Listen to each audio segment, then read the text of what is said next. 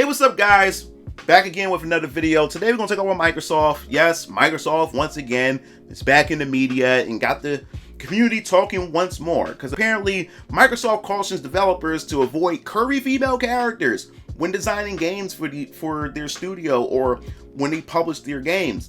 And this is ridiculous. And we already talked about, how the media and how gaming in general in the industry and how they treat the sexualization of males versus females much differently from one another, and the hypocrisy behind it, which you can also check out. But we're going to get into this video because I just think this highlights the issue that's going on when it comes to the depiction of femininity and female characters in fiction in our favorite form of entertainment, which is gaming. So before we even dive into this video, make sure to hit the subscribe button and the notification bell for more gaming content here on this channel. And I also want to let you guys know that I also have a podcast now, Mugen TV Podcast, where I even cover topics like this live in front of you guys, and you get my unfiltered live reaction right there, and I give my personal opinions, and you also get involved and engaged with me as well. And I will try to do this podcast at least once a week, and you can just go to my community tab each week to find out when I will be airing and what topics we'll be covering. So definitely go check that out. So we're going to dive right into this video right now, and it comes from Niche Gamer. So apparently Microsoft cautions developers to avoid curvy female characters. I already tell you, I can already feel what this article is, how this article is going to display itself. And of course, ever since Eve has pretty much just shocked the community, Eve has been the highlight and the poster woman for this whole debate and this whole discussion. So it says Microsoft urges developers not to create female characters with exaggerated body proportions on their official site to support game devs. The site titles Product Inclusion Action, Help Customers Feel Seen, includes a bullet list of considerations they urge developers to make when working on their product. On Twitter, user pointed out the language expressing condemning certain characters as reinforcing negative gender stereotypes. So it says right here, are you reinforcing any negative gender stereotypes? Are you unnecessarily introducing gender and gender barriers into your code or design? Are you creating playable female characters that are equal in skill and ability to meet their male peers? Are your female characters equipped with clothing and armor that fits their tasks? Do they have exaggerated body proportions? When the story allows, do you show male characters who display a full range of emotions, including joy, sadness, and vulnerability? Look, listen to this, man. You can tell that this is the diversity department. You can tell that these consulting firms really got a grip on this industry, and also the ESG. This is all corporate talk. This is all, I guess you would say, virtual signaling and grandstanding for these ESG investors to see this. Because this is not for us. This is not directed towards us. This is directed to their peers to show how virtuous they are, and it's directed towards these ESG investors. Because when these ESG investors, which I've mentioned in my Sweet Baby Inc. video, which you can go check out, these investors are looking for companies who's trying to make an impact on the world, whether it's when it comes to environment, social, and then governance. And as I said before, when it comes to the gaming industry more so focused on the S, which is the social aspect. And as far as the more and more they show how they don't be inclusive and how they're trying to be more open to all the different gender ideologies, the more they see that, these investors will say, okay, this is a company that I feel safe to invest my money in. And this is all grift. This is what it's all for, to get those investments and to line their pockets up at the expense of good storytelling and at the expense of gamers. And this really hurts. And the thing is, when it comes to these game companies as well, there's an inner struggle going on. And I know that there's also developers within the company themselves don't like the direction that these studios are going. And this is all coming from the top. These executives don't care. All they care about is lining up their pockets and getting the return on their investments, and they don't care how they do it. And in this sense, this is an attack on females more than males, more than anything else, because you never ask for body diversity for men. This is a one-side street. This is a one-side road that's going on here. They want to bastardize the femininity, the beauty, and everything that encompasses the feminine. This is what this is all about. It has nothing to do with the masculine at all, but we'll continue. It says, recently, Western game developers have been making a point to rally against objectification. Oh my God. And games are citing unrealistic beauty standards set by fictional characters. This is what cracks me up.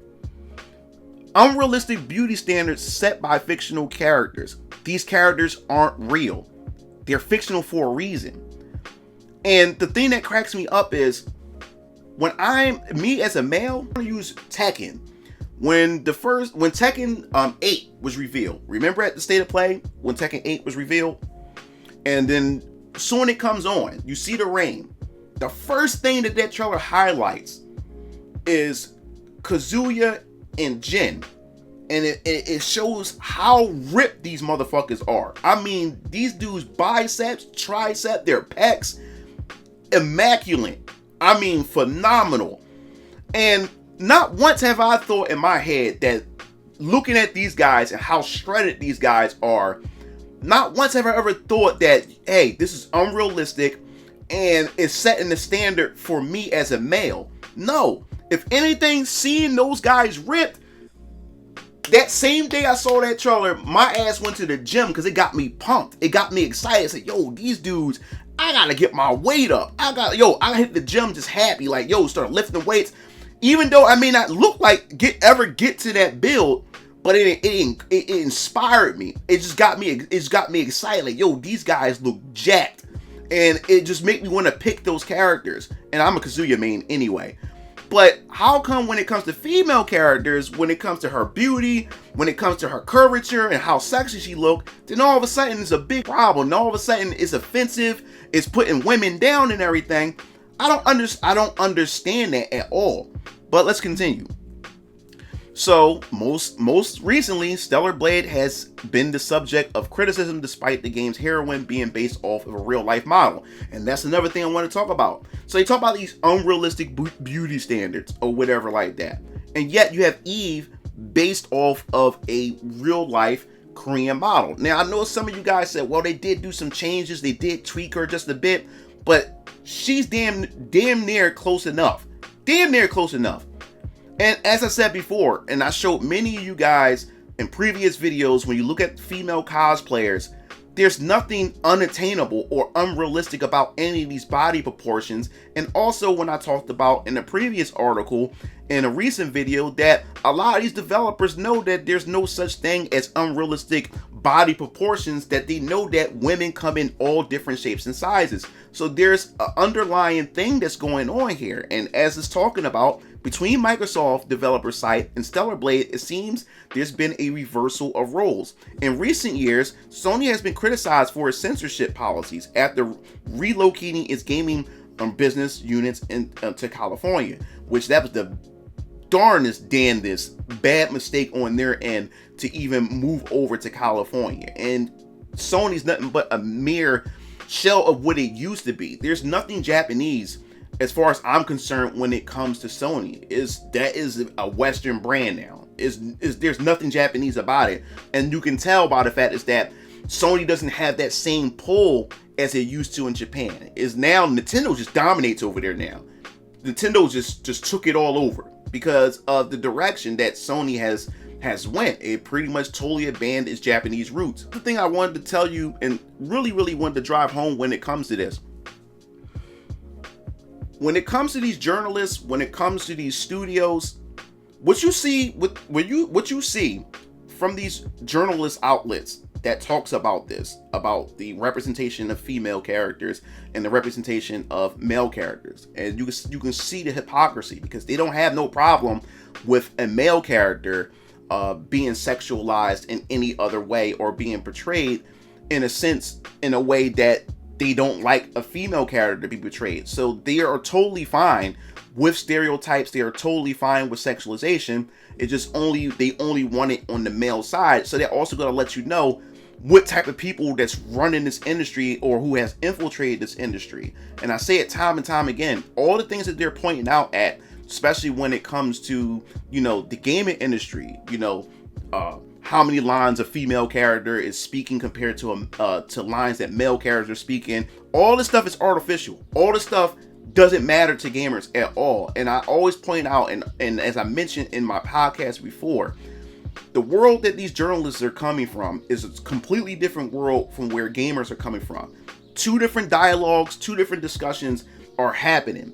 And the thing is, since these journalists has the control, they have the backing of studios, they have the backing of the mainstream media on their side, they're able to reinforce and push these narratives. Because what they're doing is they're taking an issue that's not really an issue and they're making it an issue.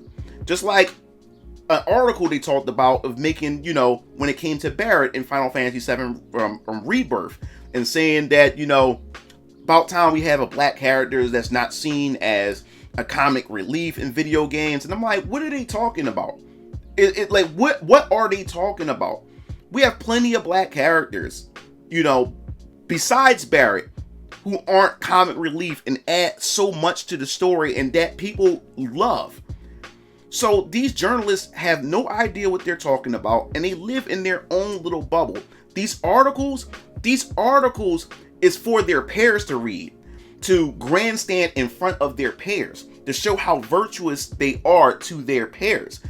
This is not about us. This is not for us. It's a circle jerk that's going on. And that's the problem. They take issues that's not issues and then turn them into issues. And then they take their bullhorn, which is the social media, the mainstream media, and they plaster them. So people who comes in, like the normies, have no idea and think, hey, is this really is a thing? And people would actually think that this is actually a problem. Everything that they're making a problem is not a problem. Like I said, look at the dialogue between us gamers and look at the dialogue that these journalists are having. A total disconnect. And this is the problem that we're falling into. And when it comes to this whole thing with Microsoft, where they're pretty much discouraging or putting out this message out there that they have to reconsider or think about how a female character is portrayed, but a male character is completely fine. And then on top of that, the things that are getting affected when it comes to the males is that they pretty much belittle the male characters. They pretty much feminize the male characters. That's what they sit there and do. And then what they do is they take the female character, they put her on a higher pedestal, and they use that female character to belittle the male characters. And then they'll take an existing IP where the male character has always been in the forefront. It was his IP, and then they sit him in the back and they put a female character who no one knows. Sometimes they will make up a female character just to put that character in position, or they'll take a female character that was in the background and then put her in the front and then put the main protagonist in the back, who everybody plays the game to see that character. Now he's in the back by doing a bait and switch. And that's how these IPs end up getting ruined and messed up. You can uplift women without putting down men. You can do that. But this is an attack on straight males and the male gaze, because they don't want straight males to have anything at all. Because what proves it as well is, like, when I point out this hypocrisy when it comes to the sexualization of men and women, you got all kinds of gay shit when it comes to the articles, you know, and these are male journalists Googling over these male characters and talking about how they wish to see their dick and their balls and their penis. If you haven't checked out my podcast where we actually had a male journalist sexualizing Oro from Street Fighter fucking 5. The fact is that he was upset that they put pants underneath his outfit, his gi, so you couldn't see his dick and balls. This is the stuff that I'm talking about. So you already know when it comes to these journalists, we already know what type of people or group of people that are writing and shaping the narrative. These people don't have everything against straight males in general. This is why they want to do everything to smear and get rid of the feminine, get rid of the sexiness, the attraction, the attractiveness of female characters, while at the same time sexualizing the male characters, and no one bats an eyelash at it at all. And that's where the problem is at. Or we have to work real hard and we have to take it upon ourselves to keep exposing this, because this is going to backfire. This is definitely going to backfire if these developers take what Microsoft is saying and take their advice, there's going to be a lot of games going to be boycotted. There's going to be a lot of games. If they take this advice from Microsoft themselves about how they depict female characters and how they should depict male characters when it comes to his emotions and all this other type of stuff, they're going to lose a lot of money. So I'm saying this to developers right now. Go ahead and listen to them and watch what's going to happen. And it's not going to end well when it comes to your bottom line, which is your money. It's not going to end well for you. So go ahead and go down this path. Go ahead. I dare you. Because gamers are having enough and gamers are going to keep exposing this. So all I got to say is give the gamers what they want. That's all you have to do. And gamers will line up and kindly throw their money at you. So that pretty much wraps up this video. If you enjoyed this video, make sure you hit that subscribe button, the notification bell for more gaming content here on this channel, because I definitely want to hear what you have to say about this and this weird decision or this weird set of, you know, rules and bylines or guidelines that they trying to set on these developers. So that pretty much wraps it up. This is MugenLord signing off. I'll see you game fiends later. Peace out.